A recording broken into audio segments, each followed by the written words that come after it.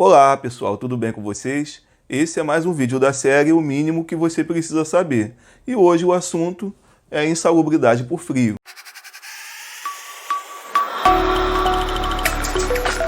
Olá, me chamo Igor Lima, sou engenheiro de segurança do trabalho, higienista ocupacional certificado pela BHO, atuei como perito e consultor em centenas de causas trabalhistas e em diversas empresas e também sou professor de uma instituição federal aqui no Rio de Janeiro. O mínimo que você precisa saber sobre frio é, primeiro, que a caracterização de frio é baseado no anexo 9 da NR15. Lembrando que a NR15 é a norma regulamentadora que trata sobre insalubridade. Ou seja, tudo o que está relacionado à insalubridade está previsto nessa norma regulamentadora. Então, essa norma possui diversos anexos. O anexo 1 fala sobre ruído, o anexo 3 fala sobre calor, o anexo 11 fala sobre agentes químicos, enfim.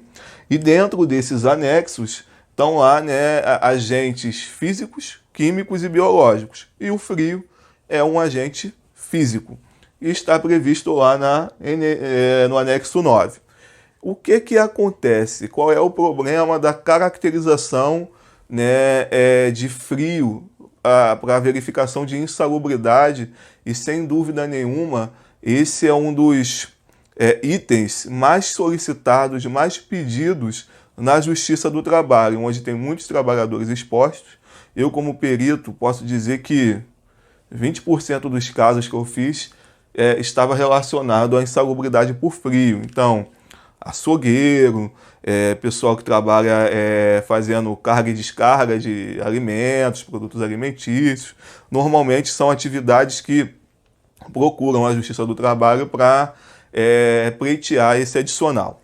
Bom, então, o anexo 9 da NR15, ele primeiro fala que essa exposição ela precisa ser através de uma câmara frigorífica ou semelhante a uma câmara frigorífica.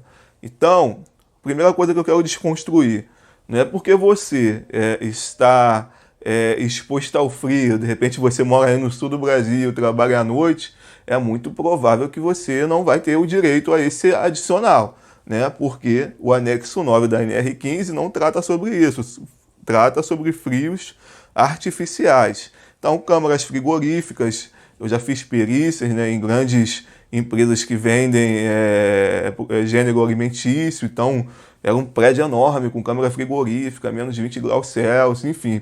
São esses trabalhadores, ou trabalhadores que estão expostos a câmaras frigoríficas, câmaras de refrigeração, alguma coisa semelhante a ela. Então, assim, a norma ela é bem ambígua em algumas questões, então, assim, esse semelhante dá muito problema na hora lá da Justiça do Trabalho.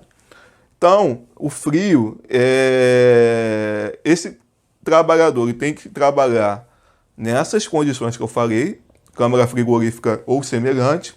Ele precisa não estar com a proteção adequada, né? Então, o anexo 9 fala sem a proteção adequada. E aí temos que ver que as outras partes que eu vou falar aqui embaixo, que são esses aspectos importantes.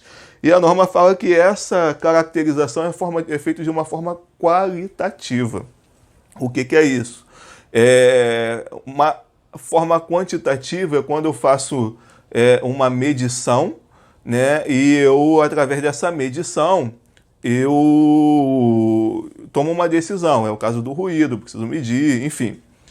Quando é qualitativo, ela deixa na mão do especialista, ela deixa na mão do perito, do engenheiro de segurança ou do médico do trabalho para verificar essa situação. Por isso que tem muitos problemas, porque tem muitos colegas que têm visões diferentes.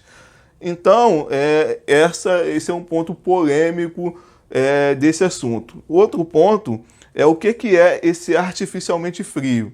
Então, nós não temos aqui limites de tolerância, esse anexo não tem um limite de tolerância, até porque é qualitativo, para indicar qual é o valor que é considerado frio ou não.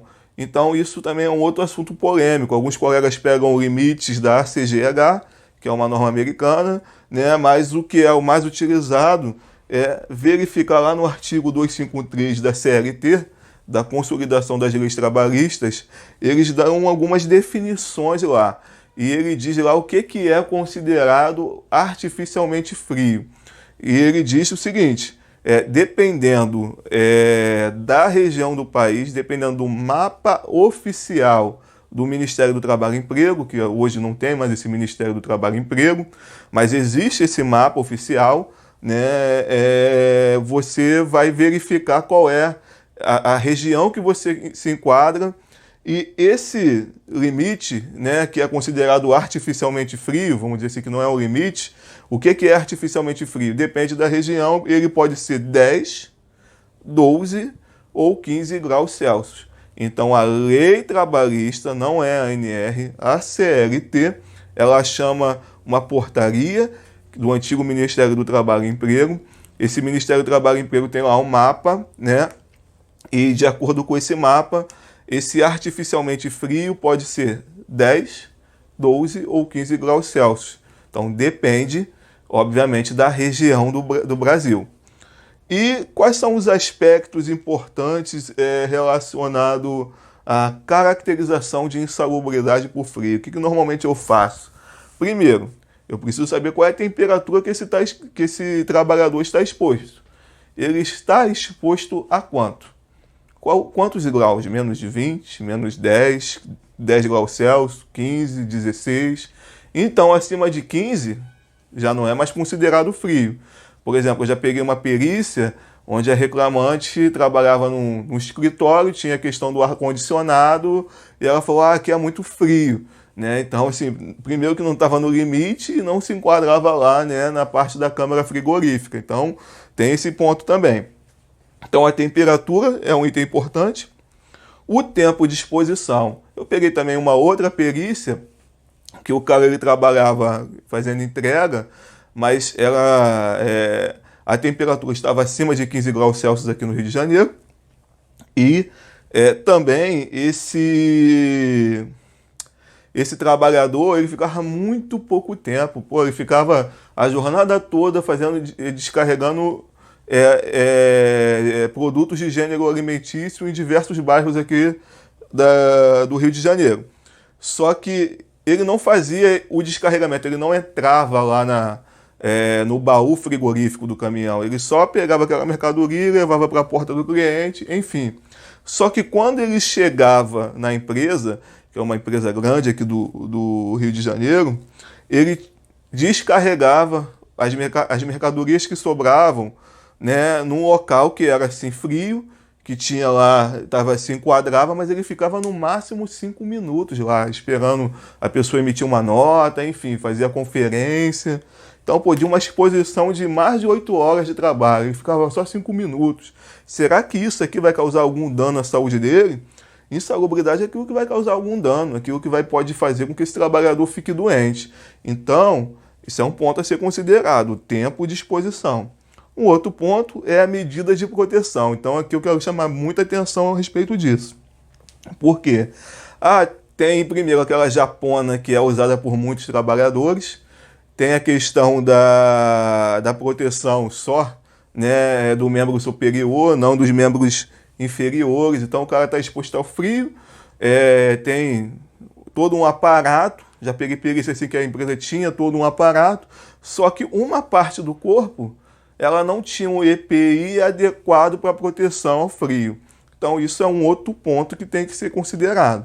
Então, pessoal, como o assunto dessa série é o mínimo que você precisa saber, então eu estou passando realmente o mínimo. Isso aqui é um assunto que eu dou em aula, né, em curso de perícia, em pós-graduação, enfim, no técnico.